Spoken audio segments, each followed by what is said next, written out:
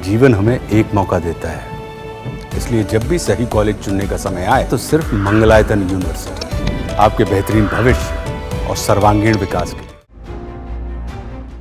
Trump के फैसले से बांग्लादेश को बड़ा झटका। यूनुस राज में एजेंसियों ने बंद किए दफ्तर, हजारों लोग हुए बेरोजगार। आखिर क्या है मामला, आइए जानते हैं विस्तार से। डोनाल्ड ट्रंप के अमेरिका में किए गए ताबड़तोड़ फैसलों का असर अब पूरी दुनिया पर साफ दिखने लगा है।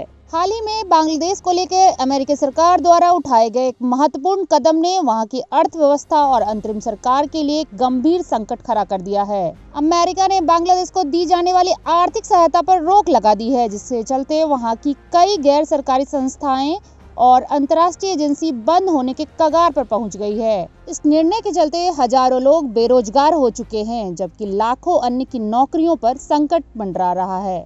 अमेरिकी सहायता पर बांग्लादेश में चल रही कई एजेंसी और एनजीओज निर्भर थी। अब जब अमेरिकी सरकार ने आर्थिक मदद रोक दी है तो इन संगठनों को अपने दफ्तर बंद करने पड़ रहे हैं। हाल ही में एक अंतर्राष्ट्रीय एजेंसी ने अचानक अपनी सेवाएं बंद करने की घोषणा कर दी और एक ही झटके में 1000 से अधिक कर्मचारियों को नौकरी से निकाल दिया। खबर है कि यह सिर्फ शुरुआत है, क्योंकि कई अन्य एजेंसी भी इसी राह पर हैं। विशेष रूप से बांग्लादेश में कार्यरत international centre for diarrhoeal disease research को इस फैसले का सबसे बड़ा झटका लगा है। यह संस्थान United state agency for international development USAID की सहायता से संचालित होता था, लेकिन अब अमेरिका की ओर से वित्तीय सहायता बंद होने के बाद इसे अपने 1000 से ज्यादा कर्मचारियों को बर्खास्त करना पड़ा है।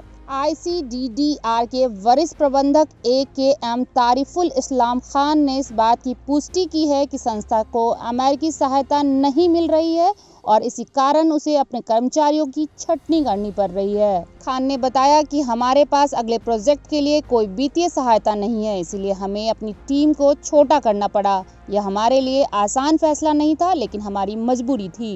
इस फैसले से प्रभावित कर्मचारियों की संख्या हजारों में है। इनमें से अधिकतर लोग कॉन्ट्रैक्ट पर काम कर रहे थे और उन्हें अच्छी तनख्वाह मिल रही थी। अब उनके लिए नई नौकरी तलाशना आसान नहीं होगा, क्योंकि देश की अर्थव्यवस्था पहले से ही संघर्ष कर रही है। बांग्लादेश में लगभग 60 से अधिक गैर सरकारी संगठन अमेरिकी वित्तीय सहायता पर निर्भर थे। अमेरिकी फंडिंग के रुकने से ये सभी संगठन अब गंभीर वित्तीय संकट में फंस गए हैं। इनमें से कई संस्थाओं ने पहले ही अपने कर्मचारियों की छटनी शुरू कर दी है, जबकि कुछ जल्द ही अपने संचालन को बंद करने की कगार पर हैं। अब उनके सामने वित्तीय संकट गहराता जा रहा है, जिससे लाखों लोगों को नौकरी गंवाने का खतरा मंडरा रहा है। अमेरिकी फंडिंग के अलावा अन्य पश्चिमी देशों की कंपनी भी बांग्लादेश में अपने निवेश पर फिर से विचार कर रही है। इससे आने वाले महीनों में अर्थव्यवस्था और अधिक मुसीबत में आ सकती है। देश दुनिया की तमाम खबरों के लिए हमारे साथ बने रहें।